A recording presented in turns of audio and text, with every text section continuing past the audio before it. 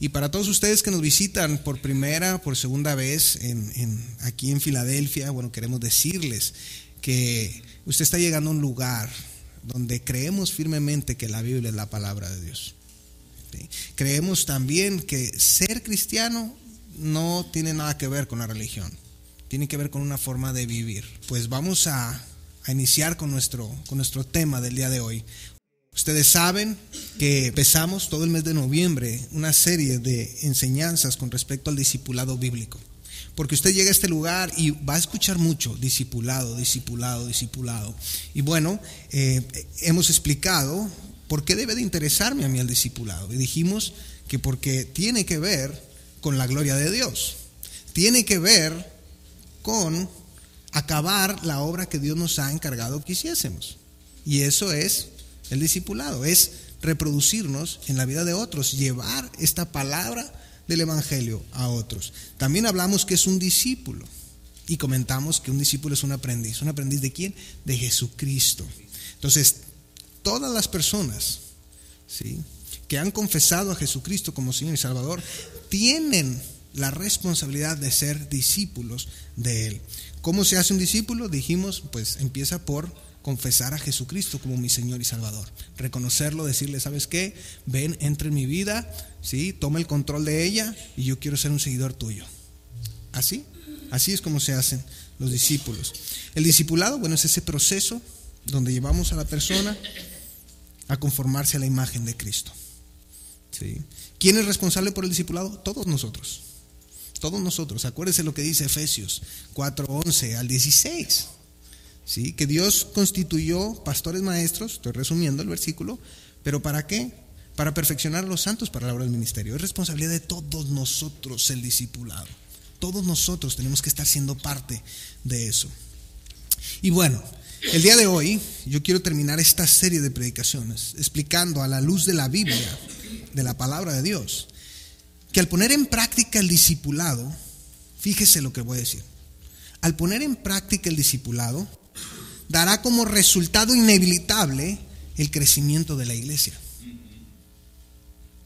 Cuando el discipulado bíblico se lleva a cabo, hay crecimiento. Empieza por un crecimiento espiritual en la vida de la congregación, en la vida de todos nosotros, que a su vez da como resultado un crecimiento en número. Porque así es, lo vamos a ver. Por eso el tema de hoy, y usted lo puede ver en su boletín, lo he titulado El discipulado bíblico igual crecimiento de la iglesia. El discipulado bíblico igual crecimiento de la iglesia. Y vamos a ver este primer punto, vamos a ver una verdad espiritual. Es decir, lo primero que tenemos que considerar es la verdad espiritual de que el crecimiento lo da Dios. Esto no es obra de hombres. El crecimiento lo da Dios. Colosenses 2:19 dice, y no haciéndose de la cabeza, en virtud de quien todo el cuerpo, nutriéndose y uniéndose por las coyunturas y ligamentos, crece con el crecimiento que da ¿quién? El crecimiento lo da Dios. 1 Corintios 3:6 y 7 dice, yo planté, Apolos regó, Pablo está hablando. Cuando dice yo planté, es Pablo. Apolos regó, pero el crecimiento lo ha dado Dios. Así que ni el que planta es algo, ni el que riega, sino Dios que da el crecimiento. Hechos, capítulo 2, verso 46 y 47. Dice, y perseverando unánimes cada día en el templo y partiendo el pan en las casas, comían juntos con alegría y sencillez de corazón, alabando a Dios y teniendo favor con todo el pueblo. Y el Señor añadía cada día a la iglesia los que habían de ser salvos. Es Dios mismo quien se encarga de ir añadiendo a la iglesia. ¿Sí? Ahora, vamos a ver cómo se desarrolla el estudio. Pero nosotros jugamos un papel importante. Es decir, Dios siempre ha trabajado a través del hombre. Dios quiere utilizarnos a nosotros para el engrandecimiento de su obra. Entonces usted y yo somos responsables, como lo hemos visto anteriormente. Mire este pasaje, Hechos capítulo 6. Hechos capítulo 6, verso 7. Tenemos el contexto donde los apóstoles dicen: necesitamos más gente que se involucre, ya no podemos. Está en la selección de estos diáconos. Pero mire lo que dice el verso 7. Y crecía la palabra del Señor, y el número de los discípulos, ¿qué? Se multiplicaba grandemente en Jerusalén. También muchos de los sacerdotes obedecían a la fe. Pero es importante que lo que estaba pasando es que crecía la palabra del Señor, y eso daba como resultado que se multiplicaran los discípulos. Por lo tanto, Dios va a dar su crecimiento al cuerpo, a la iglesia, cuando crece en la palabra del Señor, cuando se predica la palabra del Señor y cuando es obediente a ella. Es decir, cuando la ponemos en práctica. Dios quiere usarnos a cada uno de nosotros. A cada uno de nosotros Dios nos quiere utilizar. Pero es importante que la palabra de Dios sea nuestra autoridad y que la obedezcamos. Y cuando usted y yo hagamos eso, créame, lo que dice aquí se va a cumplir. El número de los discípulos se va a multiplicar. Punto número 2, un principio bíblico. Mire, reflexionando en esto, remontémonos a la creación del hombre. ¿Cuáles fueron las primeras palabras que Dios le dio al hombre? ¿Ah? ¿Qué palabras utilizó?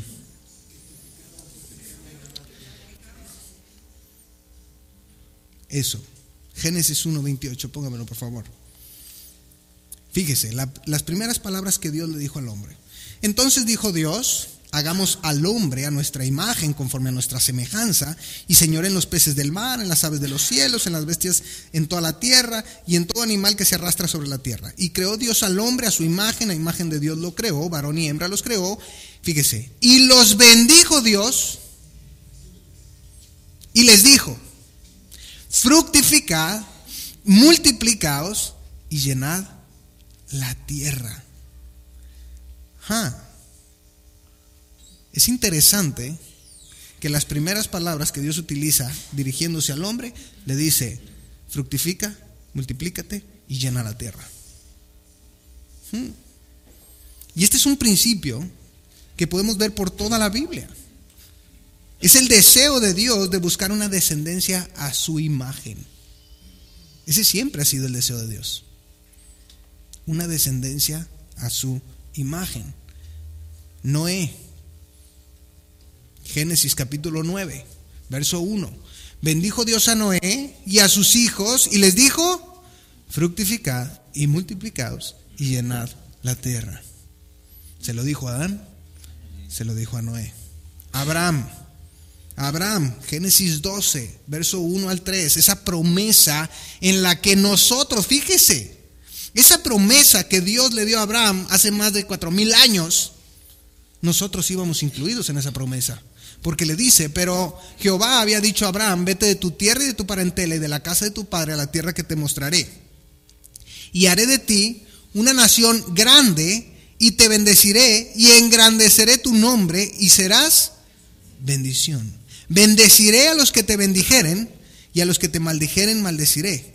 Y serán benditas en ti todas las familias de la tierra. Todas las familias de la tierra. Y eso tiene su trascendencia hasta el día de hoy. Usted y yo hemos sido bendecidos por esa bendición, por esa promesa que Dios le dio a Abraham. Wow. Fíjese, este Dios con un propósito global. ¿Y sabe qué? Mire la instrucción. Te voy a bendecir para que seas de bendición. Pero de pronto somos muy egoístas, porque hemos sido bendecidos, pero no queremos pasar la bendición a nadie más. No queremos hablar. no queremos vivir conforme de acuerdo al llamado que hemos recibido de parte de Dios. Hablábamos en la mañana en este estudio de cómo estudiar la Biblia, de lo que es el eclipse lunar. Sabemos que el sol es tipo de Cristo. Sabemos que la luna es tipo de la iglesia o del creyente. Y el mundo o la tierra pues es tipo del mundo. ¿Qué pasa con el eclipse lunar? El mundo se interpone entre la luna y el sol. Y así viven muchos. El mundo se interfiere en su relación con Dios. Prefieren las cosas del mundo. Y por lo tanto, la gente no puede ver en ellos la luz de Cristo. Qué triste es eso.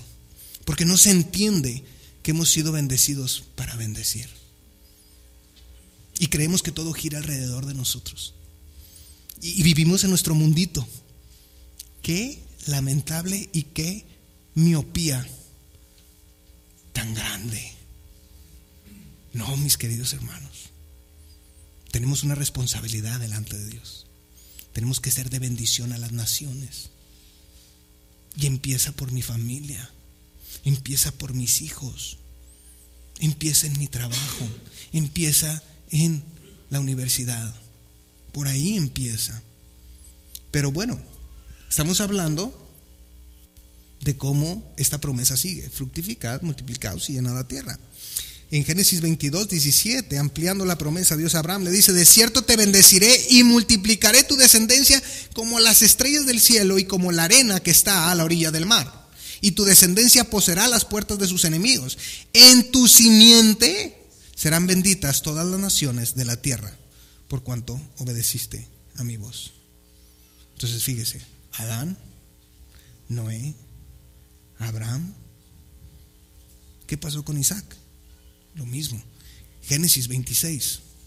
Génesis capítulo 26, 1 y 5. Dice: después hubo hambre en la tierra, además de la primera hambre que hubo en los días de Abraham, y se fue Isaac a Abimelech, rey de los filisteos, en Gerar. Y se le apareció Jehová y le dijo, se le apareció a Isaac: no desciendas a Egipto. Egipto, tipo del mundo. ¿Ok? En la Biblia Egipto tipifica el mundo. Vivir como el mundo. Entonces Dios a Isaac le dice: no desciendas a Egipto. Y le dice: habita en la tierra que yo te diré. Habita como forastero en esta tierra. ¿Qué dice la Biblia de los creyentes? Que somos extranjeros y peregrinos en esta tierra, porque nuestra ciudadanía está en los cielos. Vamos haciendo conexiones. Dice: habita como forastero en esta tierra y estaré contigo y te bendeciré. ¿Cuándo? Cuando habites como forastero en esta tierra. Dice: porque a ti y a tu descendencia daré todas estas tierras y confirmaré el juramento que hice a Abraham tu padre. Multiplicaré tu descendencia como las estrellas del cielo y daré a tu descendencia todas estas tierras, y todas las naciones de la tierra serán benditas en tu simiente. ¿Se fija? Fructificad, multiplicaos y llenad la tierra. Isaac tuvo 2 hijos, Jacob y Esaú. Dios trabajó por medio de Jacob. ¿Qué le dijo a Jacob? Génesis capítulo 28, verso 1 al 4. Entonces Isaac llamó a Jacob y lo bendijo y le mandó diciendo: no tomes mujer de las hijas de Canaán. ¿Por qué? Porque son del mundo. Levántate, ve a Padán Aram, a casa de Betuel, padre de tu madre, y toma allí mujer de las hijas de Labán, hermano de tu madre. Y el Dios omnipotente te bendiga y te haga fructificar y te multiplique hasta llegar a ser multitud de pueblos. Fructificad, multiplicaos y llenad la tierra. ¿Cómo? Como yo te digo, no como tú vayas a querer. Como yo establezco en mi palabra. Ya voy entendiendo. ¿Y qué pasó? Después vino el Señor Jesucristo y estableció a 12. ¿Y qué les dijo? Mateo 28, versos 19 y 20. Y Jesús se acercó y les habló diciendo: toda potestad me es dada en el cielo y en la tierra. Por tanto, id y haced discípulos a todas las naciones, bautizándolos en el nombre del Padre, del Hijo y del Espíritu Santo, y enseñándoles que guarden todas estas cosas que yo os he mandado. He aquí, yo estoy con todos vosotros todos los días hasta el fin del mundo. Y tú dices: ¿y eso qué tiene que ver? Muchísimo. Muchísimo. Mire, la instrucción fue: fructificad, multiplicaos y llenad la tierra. Fructificad quiere decir producir vida. Multiplicaos quiere decir reproducir el fruto. Y llenar la tierra quiere decir a todas las etnias, a todos los pueblos, a todas las naciones. ¿Ok? Ahí está la conexión entre las instrucciones de todo el Antiguo Testamento con las instrucciones que el Señor Jesucristo le da a sus discípulos. Pero eso, ¿qué tiene que ver con nosotros? Mucho. Porque fructificar y producir vida es igual a evangelismo. Multiplicados y reproducir el fruto es igual a discipulado. Llenar la tierra en todas las etnias es misiones. ¿Están viendo la conexión? El plan de Dios no ha cambiado desde el principio. Sigue siendo el mismo. Sigue siendo el mismo. Por eso hablamos de un principio bíblico, porque este se establece desde Génesis hasta Apocalipsis.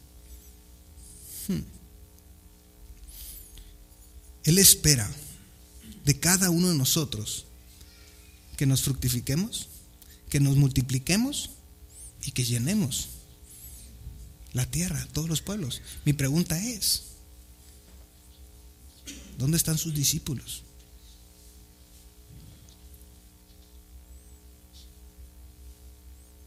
¿Dónde están?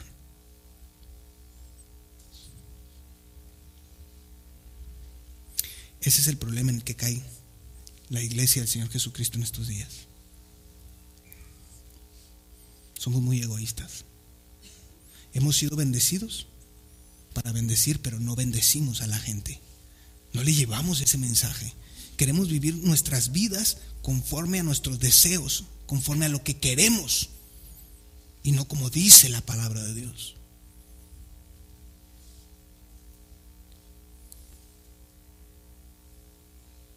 Vamos a ver ahora una enseñanza bíblica. Dijimos que lo inevitable de una iglesia sana, que entiende y lleva a cabo el discipulado, es el crecimiento. Jesucristo nos dejó un claro ejemplo. Pablo, el apóstol a los gentiles, nuestro apóstol, también nos dejó un claro ejemplo. Vamos a ver Lucas 6:13. Lucas capítulo 6, verso 13. Vamos a ver cómo es que el Señor Jesucristo desarrolló esto. Dice la palabra de Dios: y cuando era de día, llamó a sus discípulos y escogió a 12 de ellos, a los cuales también llamó apóstoles.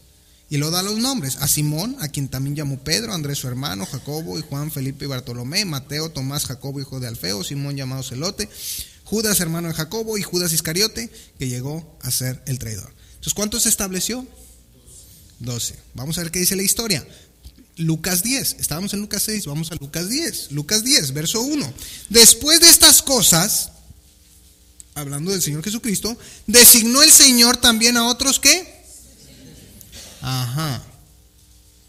70, a quienes envió de 2 en 2 delante de él a toda ciudad y lugar a donde él había de ir. Y les decía: la mies a la verdad es mucha, mas los obreros pocos. Por tanto, rogad al Señor de la mies que envíe obreros a su mies. Entonces, primero empezó con 12, pero pasado el tiempo tomó 70. Fíjese el proceso de multiplicación de discipulado.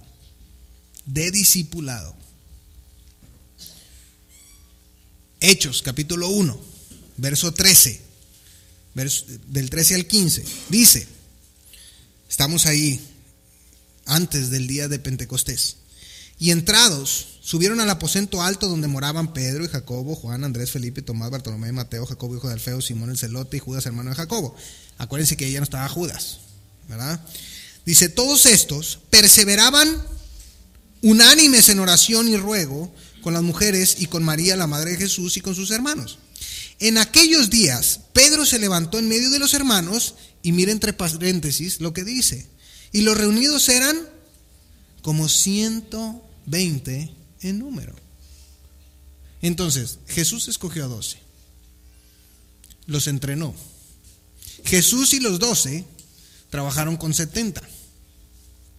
Los 12 y los 70 trabajaron con 120. ¿Está viendo el proceso de reproducción?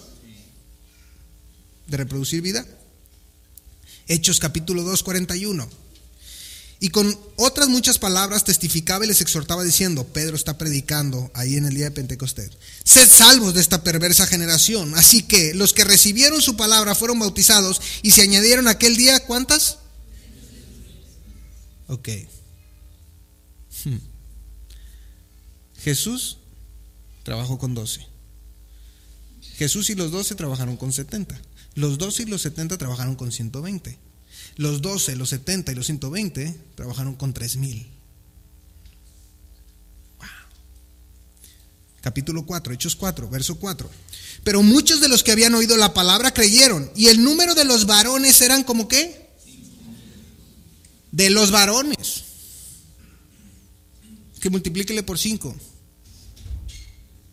Entonces, Jesús trabajó con 12. Jesús y los 12 con 70. Los 12 y los 70 con 120. Los 12, los 70 y los 120 con 3000. Todos esos que ya dije con 5000. No, peligro y me revuelvo, ¿verdad? Pero ¿qué pasó después? ¿Qué pasó después? Hechos 17. Hechos 17. Verso desde el 4. Dice, y algunos de ellos creyeron y se juntaron con Pablo y con Silas, y de los griegos piadosos gran número, y mujeres nobles no pocas. Entonces los judíos que no creían, teniendo celos, tomaron consigo algunos ociosos. Cuidado, hay un dicho que no es la Biblia, pero que está muy bien dicho. El ocio es la madre de todos los vicios. Pregúntele al rey David. Cuando andaba de ocioso, en vez de andar en la guerra, como todos los reyes, ahí fue donde pecó. No andemos de ociosos. Seguimos. Dice, hombres malos, y juntando una turba alborotaron la ciudad, y asaltando la casa de Jasón procuraban sacarlos al pueblo. Pero no hallándolos, trajeron a Jasón y algunos hermanos ante las autoridades de la ciudad gritando. Fíjese lo que gritaban: estos que trastornan el mundo entero también han venido acá.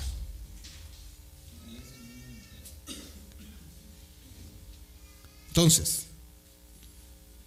Jesucristo con 12, 12 con 70, 70, 120, 120, 3000, 3000, 5000, y todo el mundo entero era trastornado. Wow. Hechos 19, verso 9. Pero endureciéndose algunos y no creyendo, maldiciendo el camino delante de la multitud, se apartó Pablo de ellos y se separó a los discípulos, discutiendo cada día en la escuela de uno llamado Tirano. Así continuó por espacio de 2 años, de manera que todos los que habitaban en Asia, judíos y griegos, oyeron la palabra del Señor. Todos. Wow. ¿Qué estaban haciendo? Discípulos. Discípulos. ¿Dónde están sus discípulos?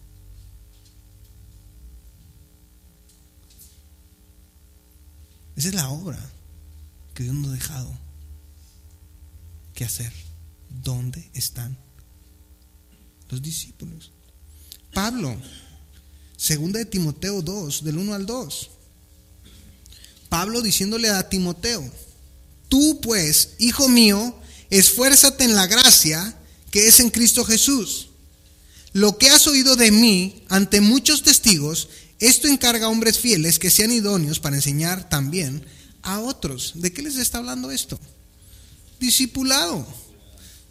Fíjese, Pablo le dice a Timoteo: Timoteo, lo que has escuchado de mí, eso mismo, encárgaselo a hombres fieles que sean idóneos para enseñar también a otros. 4 generaciones. Pablo a Timoteo, Timoteo hombres fieles a otros. ¿Cómo va su proceso? ¿En qué generación va de discípulos usted? ¿Ya llegó a otros? o todavía ni siquiera puede hacer su Timoteo, o ya ven hombres fieles, ya Pablo, Timoteo, hombres fieles, o ya ven otros. Amén.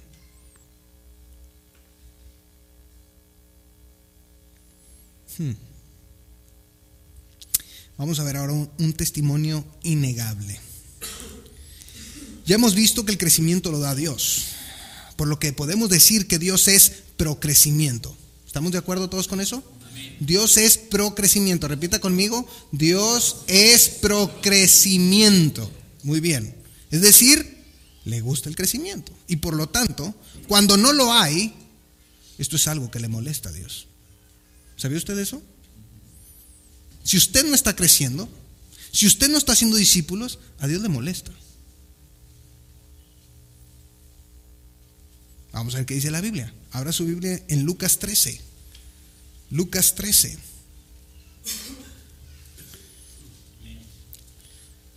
Verso 6. Dijo también esta parábola. Tenía un hombre una higuera plantada en su viña y vino a buscar, ¿qué cosa? Fruto en ella. ¿Y qué dice? Y no lo halló. Y dijo al viñador: he aquí, hace 3 años que vengo a buscar fruto en esta higuera y no lo hallo. Córtala. ¿Aquí quién está diciendo esto? Jesucristo. Dice: ¿para qué inutiliza también la tierra? Es decir, nada más está ocupando aquí espacio. Dioquis, porque no da fruto. Quítala.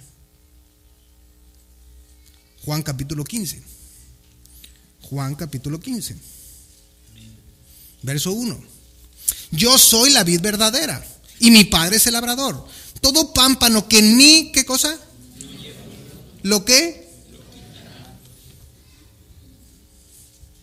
¿Quién está diciendo esto? Ajá. Y todo aquel que lleva fruto lo limpiará para que lleve más fruto. Esto está hablando de una manera personal, pero también como iglesia. Dios también le da la podadita a la iglesia con todas esas ramitas que no dan fruto. ¿Para qué? Para que lo que lleve fruto lleve más fruto. A Dios no se le pasa nada. Y el más preocupado por su iglesia es Él. Más que los pastores, es Jesucristo. Él está en control de todo. A ver, Él fue el que estuvo en esa cruz. Él fue el que fue completamente apaleado por la iglesia. A Él es el que más le duele.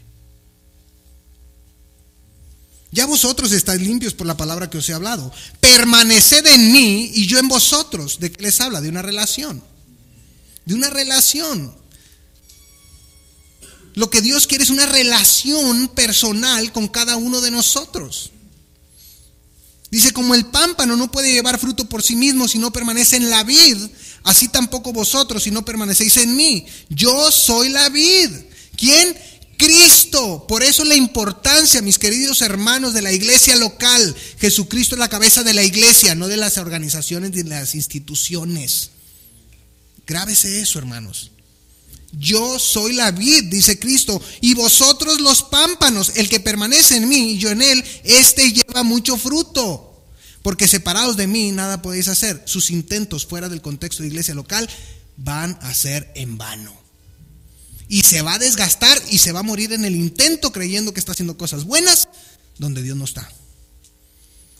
Porque Dios dejó muy bien delimitado cómo eran las reglas del juego. Así es. Tan sencillo. Vamos a ver otro ejemplo. Juan 21. Juan capítulo 21, verso 3 al 6.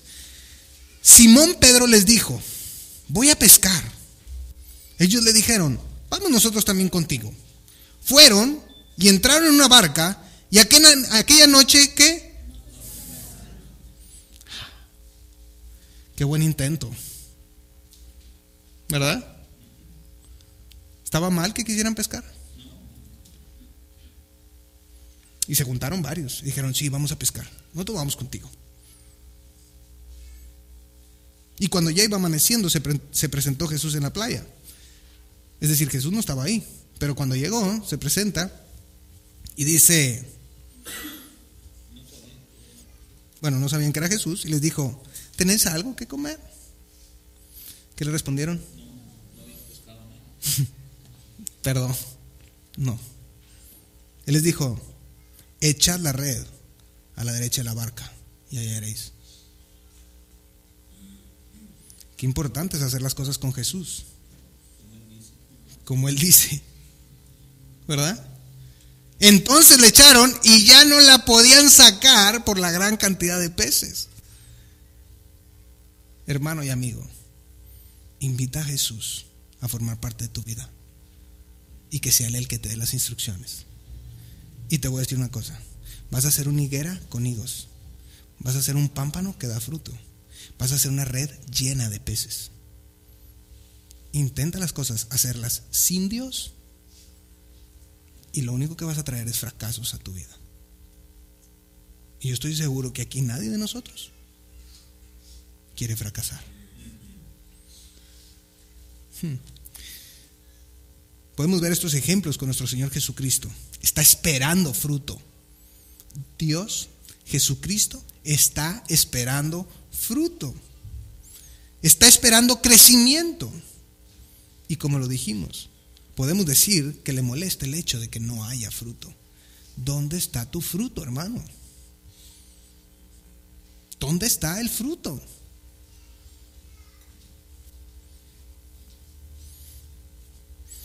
¿O es usted una higuera sin higos? ¿Un pámpano sin fruto? ¿Una red sin peces?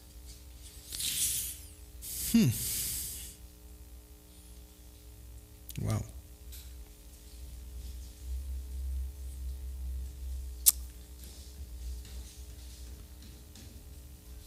Estamos hablando de que el discipulado bíblico resulta en el crecimiento de la iglesia. Y yo le pregunto, ¿usted está siendo parte del proceso de crecimiento espiritual? ¿Usted está haciendo discípulos? Porque no importa qué tantas cosas buenas esté haciendo, si usted no está haciendo discípulos, no está haciendo nada. Perdóneme, no está haciendo nada. Y si usted nada más está alimentando, pero no lo está transmitiendo, va a llegar un día donde le van a dar una podadita, porque se va a llenar de conocimiento y luego anda todo cabezón y luego se marea y luego cree que lo sabe todo y luego cree que el pastor está equivocado, que la Biblia no está bien, que usted cree que usted puede ponerle más cosas, y entonces usted empieza a tomar sus propias decisiones y sale de la iglesia. Eso es una podadita que Dios da. Usted está siendo parte del reajuste.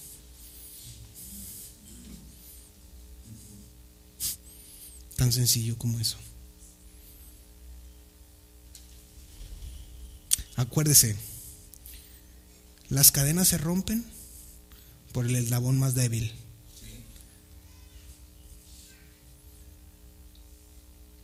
¿Qué tipo de eslabón es usted? ¿Es uno que está bien consolidado? ¿O es uno que está a punto de romperse? Y si está a punto de romperse, es por causa de usted, no de Dios y no de la iglesia, porque aquí se les provee de toda la enseñanza. Si usted no quiere, es responsabilidad de usted y de nadie más. Y como decimos, que Dios se lo demande. Porque a veces queremos llegar a la iglesia y que nos den ese champú de cariño. No, está, va muy bien, véngase mi chiquito aquí, sí, está haciendo las cosas muy bien, ándele, sígale, ándele, parece usted del mundo, no importa, siga haciendo las cosas así, ándele, váyase. No, usted llegó a un lugar equivocado. Aquí jamás le vamos a decir eso. Aquí lo vamos a confrontar, lo vamos a desafiar, lo vamos a retar y lo vamos a exponer con su pecado. empezando por mí como pastor. ¿Sí? Usted está en un lugar así. Y yo lo he dicho, no tenemos tanto rating las iglesias así.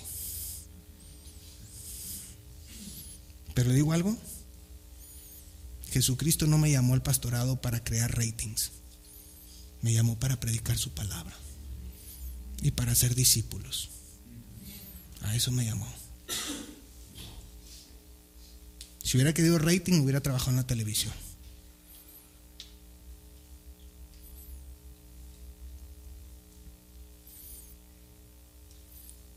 Hoy usted tiene que tomar una decisión. Usted tiene que salir de aquí tomando decisiones. Porque el hecho de que no tome una decisión, ya tomó una decisión.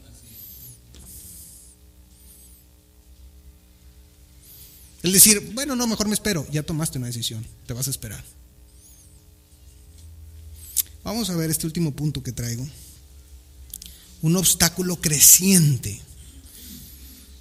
Un obstáculo creciente.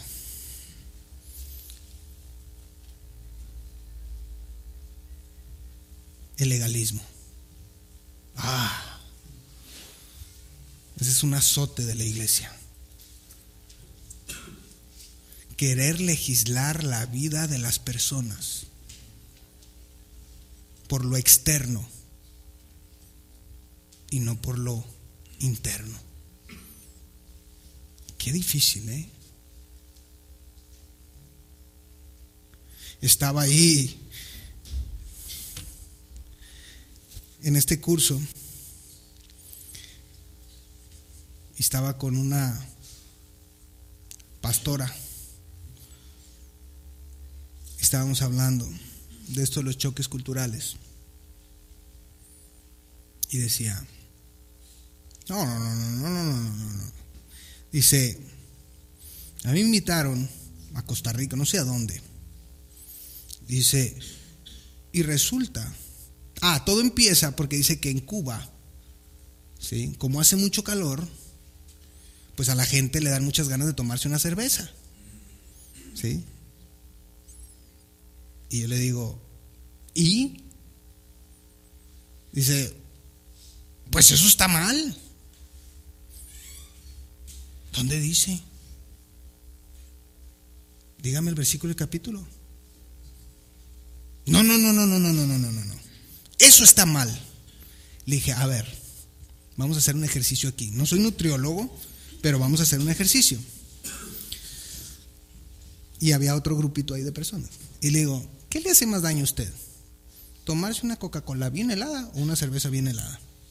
Y todos dicen, pues una Coca-Cola. Una Coca-Cola son 10 cucharadas de azúcar.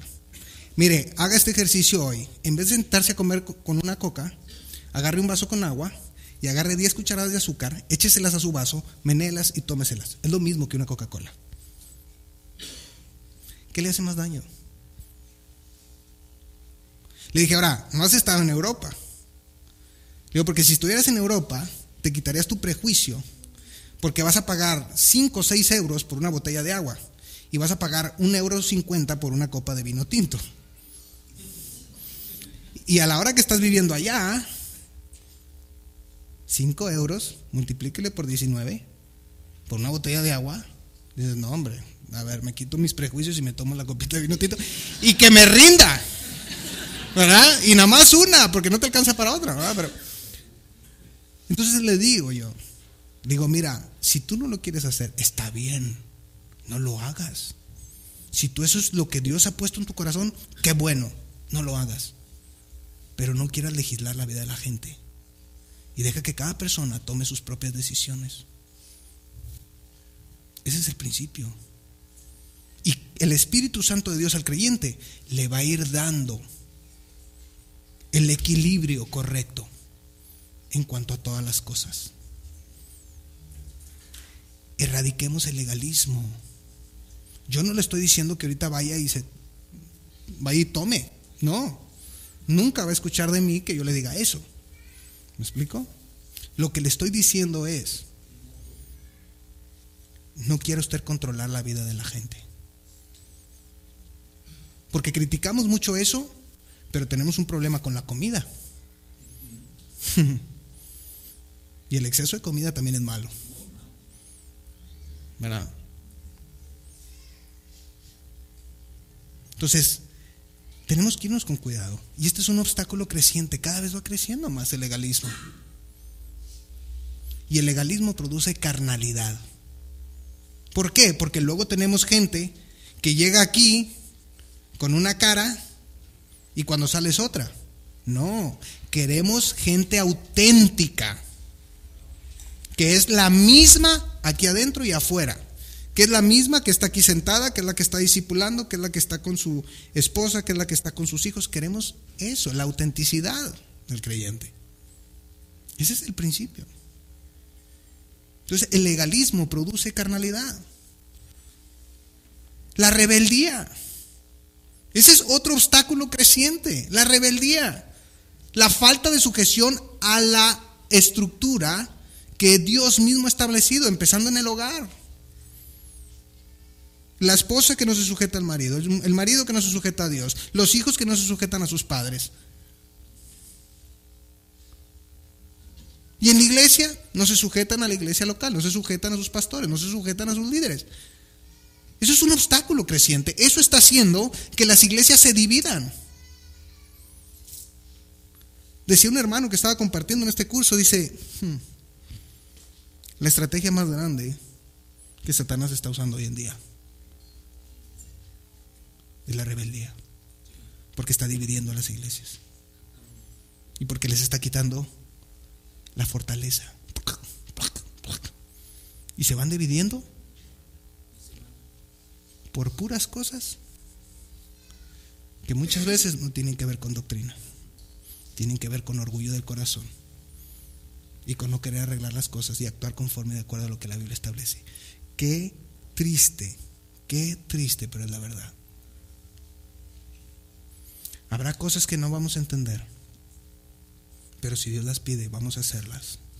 Sujetémonos a las estructuras que Dios mismo establece. Seamos ejemplo en todas las cosas. Como cristianos, tenemos que tener mucho cuidado, incluso en nuestra sociedad, en las cosas que nos relacionamos. Yo recuerdo hace muchos años algunos cristianos encabezando unas marchas de protesta en el Seguro Social. Y digo, ¿no está Dios en control de todas las cosas? Sí, pero el hombre abusa. ¿Y no está Dios en control de eso también? ¿Qué es más eficaz? Van a ver, vamos a empezar esta serie de los viajes de Navidad el próximo domingo. Y vamos a ver cómo Dios usó los impuestos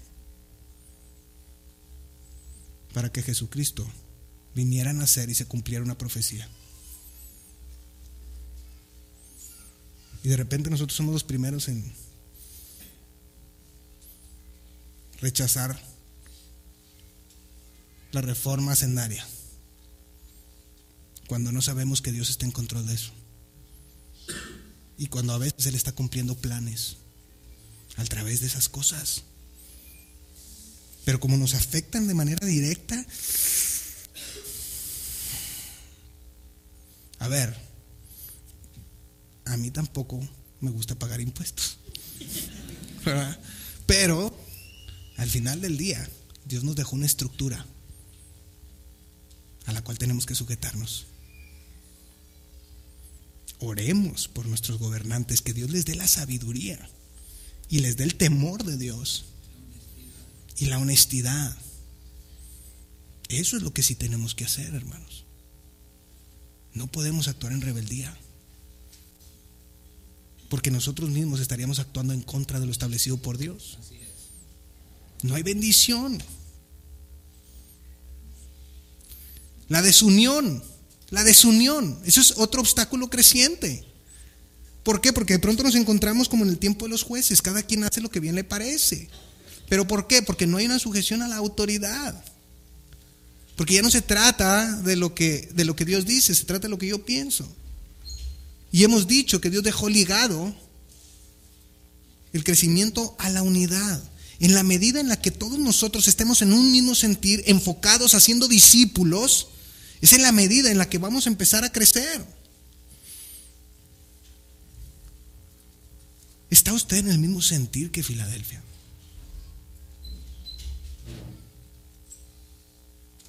¿Está usted en este mismo canal de ser discípulos? De que Dios transforme su vida. Otro obstáculo creciente es el tradicionalismo, las tradiciones. Bueno, a mí me criticaron porque quitamos el púlpito de aquí. Y porque ya no enseñaba con una Biblia, sino con un iPad. No, y digo, a ver, entonces ¿qué? Tráiganmelo para tener más poder. Esas son tradiciones. Pero a veces nos aferramos a las tradiciones como si fueran la Biblia. Tampoco. Eso es un obstáculo para el crecimiento de la iglesia. La iglesia está diseñada para ser versátil. La iglesia está diseñada para que pueda impactar la vida de la gente. Y usted y yo tenemos que estar siempre aferrados a lo que la palabra de Dios establece, pero siendo sensibles a la necesidad en nuestra cultura. Todavía recientemente alguien me dijo, ay, bueno, qué bueno que usen la tecnología, pero yo no sé si pudiera estar sentado frente a una pantalla. Le dije, bueno, si estuviera el apóstol Pablo aquí, te garantizo que tendría conexiones por todo el mundo y tendría su base de operaciones en un lugar, porque estaría optimizando los recursos y los esfuerzos. Eso es tradicionalismo. Y quiero que sepan, hermanos, y quiero ser bien honesto, el crecimiento que yo veo en esos lugares donde no estoy yo personalmente, voy a ser bien honesto, es mayor que el que veo aquí. ¿Qué huele? ¿Por qué? No, pues aquí está el pastor que lo haga. No, pues aquí está. Pero en esos lugares no está el pastor. Alguien lo tiene que hacer.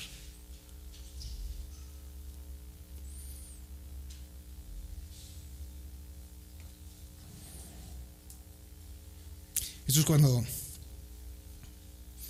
yo lo veo así como en Estados Unidos, la cultura, que los jóvenes se van a college, a la universidad, y salen de su casa. Y ellos ya son responsables. ¿Sí? Tienen sus pros y sus contras, estoy de acuerdo. Pero son mucho más responsables que muchos jóvenes en nuestra cultura. No estoy generalizando. Pero de pronto muchos no quieren soltar a papá y a mami, y ahí están, ¿verdad? Bueno, aquí es igual. Hay muchos que están atenidos. Bueno, es que hay quien lo haga. Es que hay quien lo haga. Hoy están en todo, pues sí, porque no hay gente que se involucre. Porque a veces lo que me dicen es que fulanito, sultanito, bueno, pues dame más opciones. Es que no hay. Pues entonces fulanito, sultanito, peranganito lo tienen que hacer. O sea, alguien lo tiene que hacer. ¿Sabía usted que la responsabilidad generalmente de las iglesias cae sobre el 20%? Pero no porque no se quiera compartir, sino porque no se involucran. Ese es el problema. La falta de santidad. Ese es otro problema creciente. La gente no quiere santificarse, no quiere estar en este proceso de crecimiento espiritual. Y muchos de los pastores hoy en día dejan de aplicar la Biblia y empiezan a condescender con el pecado de sus ovejas, con tal de que no se les vayan. Qué triste. Platicando con unos hermanos allá, pastores, me decían, si la gente se va porque tú estás aplicando la Biblia y no les gusta, eso se llama purificación, y mejor que se vayan. Dice, pero si la gente se va porque tú eres, esa palabra ya no está mal dicha aquí, sí, pues eso no la voy a decir, ¿verdad? Pero si tú eres un tibio, pasalón, Y entonces la gente empieza a ver eso y se empieza a ir por eso. Tú tienes un problema delante de Dios. Y ese es el punto. Que muchos de los pastores hoy en día están condescendiendo con el pecado.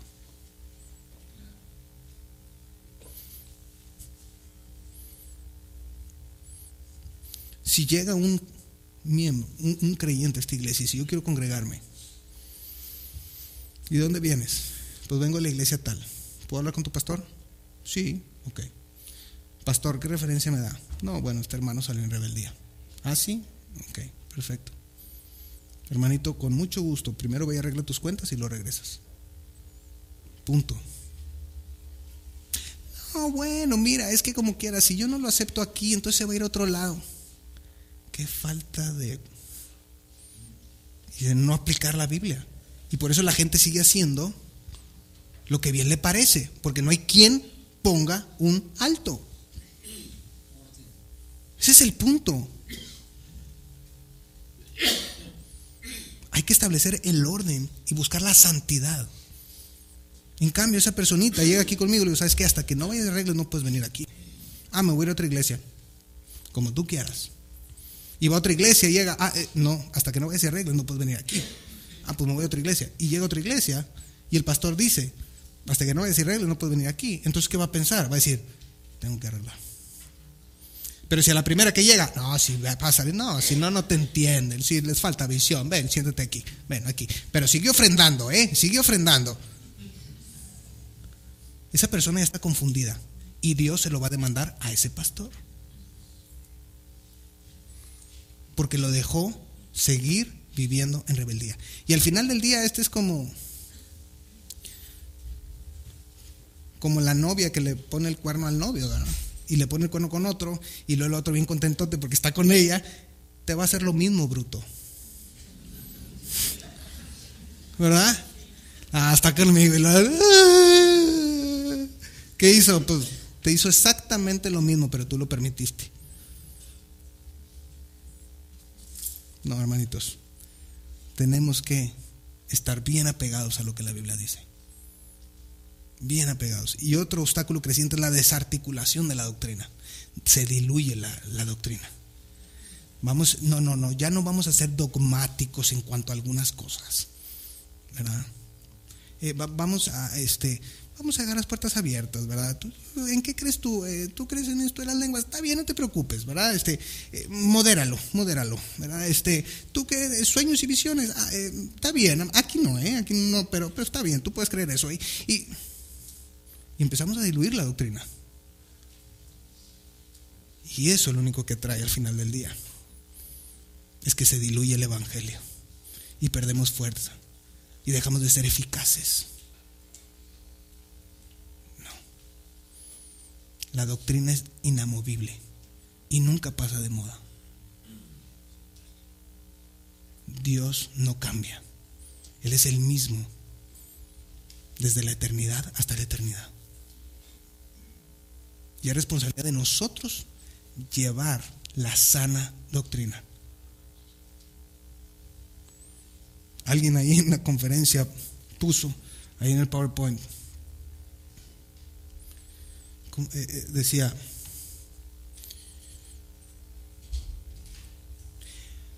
es más importante, y entre comillas, la sana doctrina que Dios y los perdidos. Bueno, y es que como el curso se llama Perspectivas, pues cada quien llega con su perspectiva. ¿Me explico? Ese es el problema, pero bueno. Entonces, yo dije, ¿qué? ¿Cómo que si es más importante la sana doctrina que Dios y los perdidos? Dios es la sana doctrina. Y no importa dónde vaya, yo voy a predicar la Biblia. Punto. Es inamovible. ¿Pero qué quieren decir con eso? No importa, tú relacionas, si no tienes la misma doctrina, no te preocupes, hombre. Tú relacionate. A ver.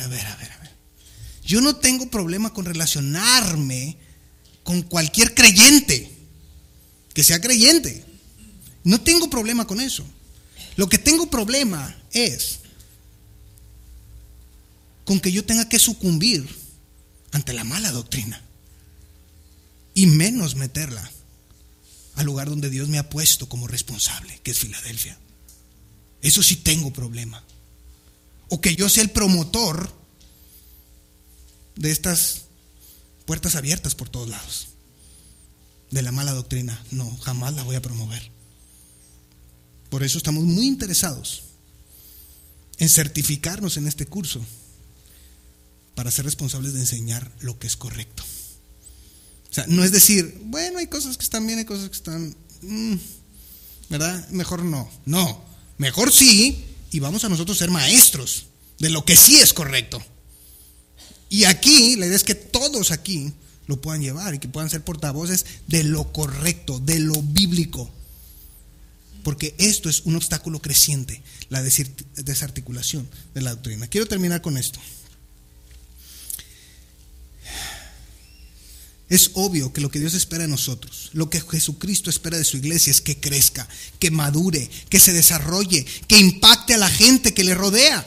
Sin embargo, Dios hace su obra a través de las personas, de cada uno de nosotros. Es por eso tan importante que entendamos cuál es nuestro rol en el plan de Dios. Es decir, Dios quiere usarlo a usted, me quiere usar a mí. Tenemos que ser parte de esto. La pregunta es, ¿está siendo parte de esto o no? El tiempo está cerca. Vea usted las notas a nivel mundial. Fíjese lo que está pasando. Está muy cerca. Dios quiere usarnos a cada uno de nosotros. Por eso es necesario que rindamos nuestras vidas a Él, que nos preparemos, que nos capacitemos para ser más efectivos y eficientes. Mire esto.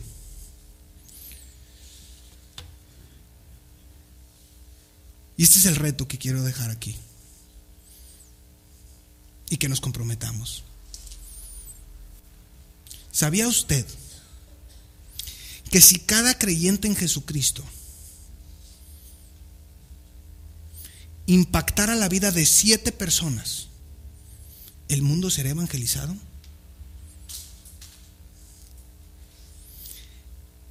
Si cada creyente impactara la vida de 7 personas, el mundo sería evangelizado.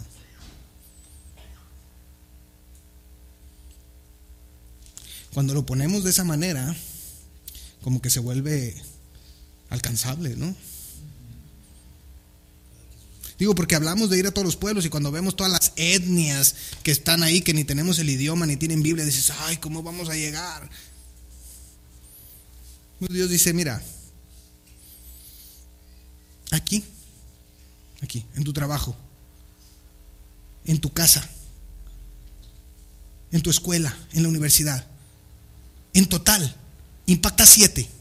En toda tu vida impacta 7. Y vamos a alcanzar el mundo. Y ese es el reto que yo les quiero dejar hoy.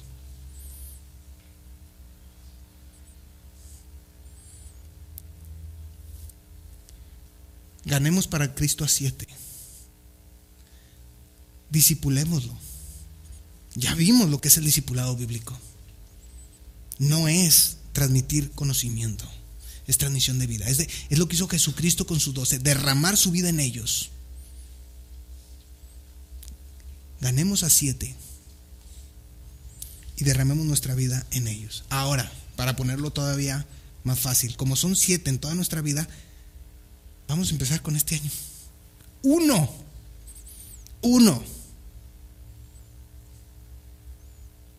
A ver, enséñeme 1. ¿Cuánto es 1? Ok. ¿Ya se fijaron? 1. Esto es 1. ¿Ok? 1. Impacte la vida de 1. Gánelo para Cristo. Discipúlelo. Y transmítale que tiene que ganar a 1. Y de mí se acuerda. De pronto van a estar hablando de Filadelfia como esos que trastornan el mundo entero. Pero tiene que empezar por mí. Algo que aprendí, lo transmito nada más como conclusión. Algo de lo que aprendí es que Dios le dio a Abraham en manera de promesa que en él serían benditas todas las naciones. No se lo dio como mandato, Y no se lo dio como mandato porque es algo que Dios iba a hacer. Y esto es lo que quiero decirles. No es algo que usted y yo vamos a hacer, lo va a hacer Dios en nosotros. Sí se puede, mis queridos hermanos, sí se puede, pero vamos a ponernos en las manos de Dios.